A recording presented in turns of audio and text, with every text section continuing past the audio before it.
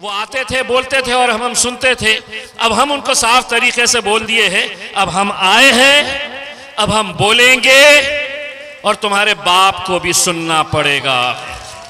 इसीलिए आज अल्हम्दुलिल्लाह, चाहे वो नरेंद्र मोदी हो, ठाकरे हो या कोई भी हो, हम अल्हम्दुलिल्लाह आपके दुआओं की वजह से हम आंख में आंख डालकर उनसे सवाल करने की आज ताकत पैदा किए हैं। मेरे भाई, आज हर रोज हम इस तरह के बयानात सुन रहे हैं। हमारी मस्जिद कब शहीद करेंगे कि पेपर नहीं है, डॉक्यूमेंट नहीं है, कई सालों से मस्जिद आबाद है, मस्जिद शहीद हो रही है। एक भाजपा के मंत्री ने कहा कि अगर तुम्हें कुरान पढ़ना है, कुरान, तो पाकिस्तान चले जाओ। मानिएगा, अगर अल्लाह की तरफ से कोई मदद आती है तो वो कैसे आती है? वो जो रैली निकली थी औरंगाबाद से मुंबई तक, हजारों की गाड़ियां थी, हजारों की तादाद के अंदर। मैं आपको कहूं कि एक ड्रोन होता है, जो ड्रोन से फोटोज ली जाते हैं, वीडियोज लिए जाते हैं, आपने देखा होगा।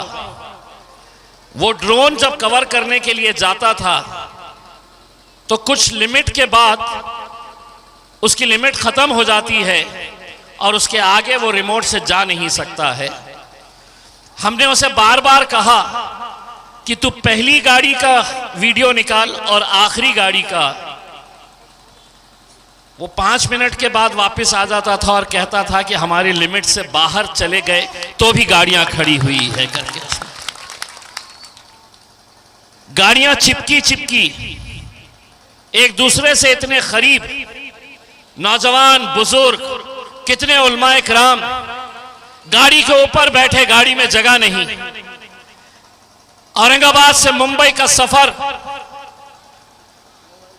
गाड़ियों पे लटके हुए, मुझे यह डर होता था कि अगर एक नौजवान का भी हाथ फिसल गया तो वो सीधा गाड़ी के नीचे कुचला जाएगा।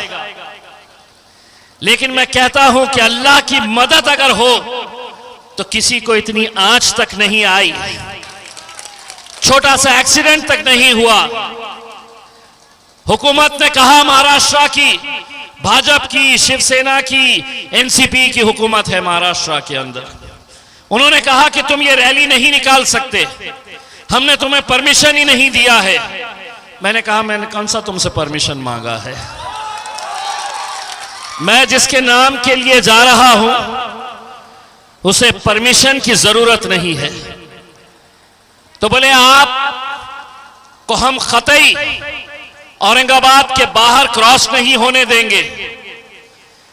मैंने कहा कि जिसके नाम के ऊपर मैं जा रहा हूं तुझे उस नाम की ताकत का अंदाजा भी नहीं है उसमें। फिर मैंने कहा कि तुम लगा लो तुम्हारी ताकत मुझे रोकने के लिए, मैं मेरी ताकत लगाता हूं और बंबई पहुंच के दिखाऊंगा अल्हम्दुलिल्लाह। और हम पहुंचे मुंबई। मेरे भाई, आज हर रोज हम इस तरह के बयानात सुन रहे हैं। हमारी मस्जिद कब शहीद करेंगे कि पेपर नहीं है, डॉक्यूमेंट नहीं है, कई सालों से मस्जिद आबाद है, मस्जिद शहीद हो रही है। एक भाजपा के मंत्री ने कहा कि अगर तुम्हें कुरान पढ़ना है, कुरान, तो पाकिस्तान चले जाओ। मंत्री जिसकी हुकूमत है इस मुल्क के अंदर, वो कहता है कि तुम्हें अगर कुरान पढ़ना है तो पाकिस्तान चले जाओ। मैं महाराष्ट्र जाने के बाद उसका हिसाब जरा चुकता करने वाला हूं उसके अंदर, और उसको ये साफ तरीके से बताने वाला हूं कि ये बुजुर्ग से जब 1947 के अंदर पूछा गया था कि तुम यहां रहना चाहेंगे या वहां जाना चाहेंगे, तो हमारे बुजुर्गों ने, हमारे बाप दादाओं ने कहा था कि नहीं, हम इस मिट्टी में पैदा हुए हैं और इंशाअल्लाह इसी मिट्टी में हम दफन होंगे करके उसमें। लेकिन हर रोज हमको इम्तिहान देना पड़ रहा है कि नहीं ये खा सकते, इतना बोलना, ये पहनना, ऐसा करना, ऐसा नहीं करना। अब वो बोलते थे तो अब हम सुनते थे, इतने सालों तक यही काम करते आए हैं। मजलिस तो थी नहीं, मजलिस तो अभी अभी आई है बिहार के अंदर, लेकिन हम करते क्या थे? वो ऐसा ही स्टेज सजाते थे, वो आते थे, बोलते थे और हम सुनते थे। अब हम उनको साफ तरीके से बोल दिए हैं, अब हम आए हैं, अब हम बोलेंगे और तुम्हारे बाप को भी सुनना पड़ेगा। गए चचा, गए वो दिन जब तुम किसी को डराते थे। अब मजलिस है और मजलिस से जुड़ा हुआ कोई भी शख्स डर और खौफ उसको मालूम नहीं है उसमें। इसीलिए आज अल्हम्दुलिल्लाह, चाहे वो नरेंद्र मोदी हो, ठाकरे हो या कोई भी हो, हम अल्हम्दुलिल्लाह आपके दुआओं की वजह से हम आंख में आंख डालकर उनसे सवाल करने की आज ताकत पैदा किए हैं मेरे भाई।